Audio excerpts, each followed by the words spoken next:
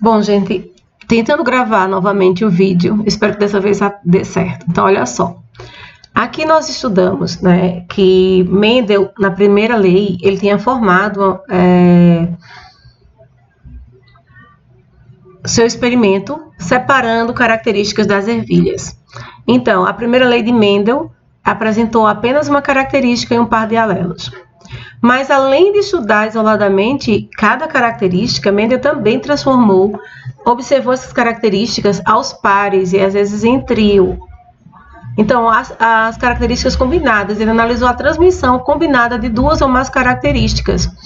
E isto é o que nós chamamos de segunda lei de Mendel, também chamada de lei da segregação dos fatores. Que, de acordo com Mendel, os genes, no caso que ele chama de fatores, se separam, né? Se separam aleatoriamente para a formação dos gametas. Na primeira lei, o monohibridismo, nós consideramos apenas uma característica. Na segunda, né, analisamos duas. A cor da semente, que pode ser amarela ou verde, e a textura da casca da semente, que pode ser lisa ou rugosa. Duas características combinadas, né, apresentadas por dois pares de genes que vão se encontrar em cromossomos diferentes. Observe que eles não estão em cromossomos homólogos, eles estão em cromossomos diferentes. As plantas originadas de semente amarela e lisa, segundo Mendel, tinham traços dominantes. Então, preste atenção. A geração P, geração parental, indivíduos tinham amarelo e liso, característica dominante, e verde e rugoso, característica recessiva. Quando cruzados entre si, esses indivíduos tinham produzido todos, em F1, todos indivíduos amarelos e lisos. Isso nos remete à primeira lei de Mendel. Veja só, a segunda lei, mesmo analisando duas características de dois pares de genes, observamos que na F1 se repete 100% dos indivíduos serão heterozigotos. Cruzando-se sementes de F1, então nós teríamos um resultado de 9,16 amarelos e lisos, ambas características dominantes, 3,16 de amarelos e rugoso, ou seja, uma característica dominante e uma recessiva, 3,16 de verde e liso, verde característica recessiva e liso característica dominante, e um 16 verde e rugoso. Então, a proporção, por que 16? Nesse quadro aqui nós mostramos. Então, a F1 seriam indivíduos Azão, Azinho, Bezão, Bezinho, que nós chamamos de duplo heterozigoto. Então, tem um duplo heterozigoto cruzado. Quando eu cruzo indivíduos duplo heterozigoto, quantos gametas eu vou ter? Então, se eu tenho dois heterozigose, eu vou fazer combinações sempre de uma letra com outra. Azão, Bezão, Azão, Bezinho, Azinho, Bezão e Azinho, Bezinho, como nós vemos aqui. Isso para os dois indivíduos. Quando cruzamos esses indivíduos, observamos aqui que 4, 5, 6, 7, 8, 9.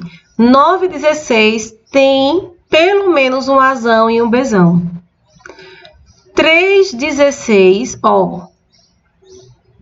rugoso, amarelo rugoso. 1, 2, 3. 3, 16 tem um azão e um bezinho, significando que uma característica é dominante e a outra recessiva. 3,16 apresentam o quê? Verde e lisa. Verde, recessiva, lisa, dominante. Então, o azinho, 3,16 tem um azinho e um bezão, pelo menos um bezão. Então, relativo a uma característica recessiva e uma dominante. E apenas um azinho, azinho, bezinho, bezinho, que tem as duas características recessivas. Então, a geração F2 obtida pela autofecundação das plantas formaria, então, esse resultado, essa proporção fenotípica. 9,16 amarelo lisa, 3,16 amarelo rugosa, 3,16 verde lisa e 1,16 verde rugosa. Normalmente, na segunda lei de Mendel, não se analisa a proporção genotípica. Por quê? Porque a proporção genotípica ela é muito numerosa.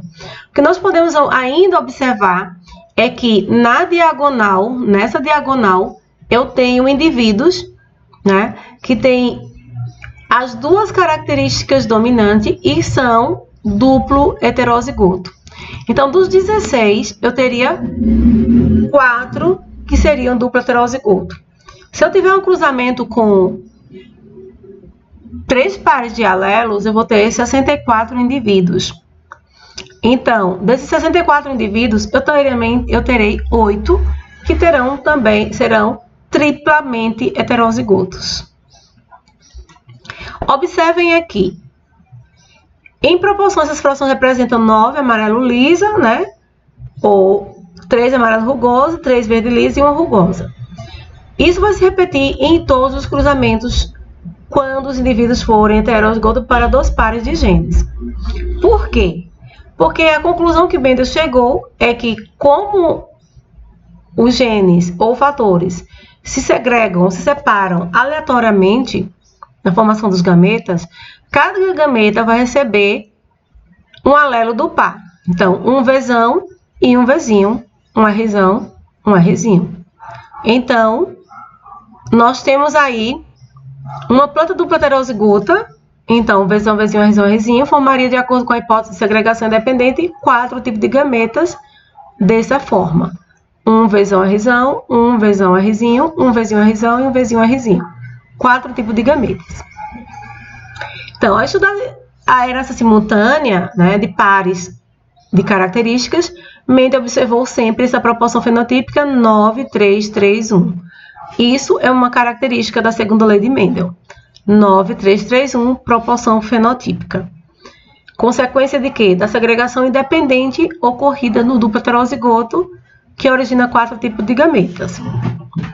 O que aconteceria em relação à segregação independente com 3 pares de alelos? Então, analisando 3 pares de alelos, o cruzamento entre uma planta originada de semente triíbrida, né? Homozigota dominante para 3 características, amarelo, liso e cinza, com uma planta originada de semente com traço recessivo verde, rugosa e branca, geração parental, produz na geração F1 amarelas, lisas e cinza, Vzão, Vzinho, Rzão, Rzinho, Bzão, Bzinho. A segregação independente desses 3 pares de alelos nas plantas de geração F1 vai levar à formação de 8 tipos de gametas. 8 tipos de gametas, gente, preste atenção. Se eu tenho indivíduos triíbridos, produz 8 tipos de gametas. Se eu tenho 8 tipos de gametas, quantos indivíduos vão ser formados? Se eu tinha no duplo, na primeira lei de Mendel, 2 gametas, 2 vezes 2, 4. Duplo heterozigoto, 4 vezes 4, 16. Então, 8 vezes 8, 64 indivíduos ou maneiras possíveis. Porque eu terei gametas maternos, né? 8 gametas maternos e 8 gametas paternos combinados. Para determinar o número de tipos de gametas formados por um indivíduo, segundo essa segregação independente, a gente usa a expressão 2 elevado a n, onde n é o número de heterozigose e n representa o número de pares de alelos no genótipo que se combinam, né, que se encontram na condição heterozigota. Então, eu tenho que analisar. N é a heterozigose, é o número de heterozigose. Nesse quadro, podemos observar, genótipo azão, indivíduo homozigoto. Quanta heterozigose? 0. Então, a expressão vai ser 2 elevado a 0, número de gametas, 1. Indivíduo homozigoto produz um tipo de gameta. Azinho. Número de heterozigose, 1. 2 elevado a 1, 2 tipos de gametas. Azinho, Bzão. Nós temos 4 genes, né? 2 pares de genes, mas somente uma heterozigose. Então, 2 elevado a 1, 2. Azinho, Bzinho. 2 pares de genes, 2 heterozigoses, né? 2 heterozigoses, 2 ao quadrado, 4. Azão, Bzinho, Czão, Dzinho. Então, tem agora 4 pares de genes, mas, porém, 2 heterozigoses apenas. Então, as 2 heterozigoses, 2 ao quadrado, 4 também. Azão, Bzinho, Czão, Dzinho. eu tenho agora 3 heterozigoses. Número de heterozigoses é 3, 2 ao cubo, 8. 4 pares de genes, 4 heterozigoses, 2 à quarta potência, 16.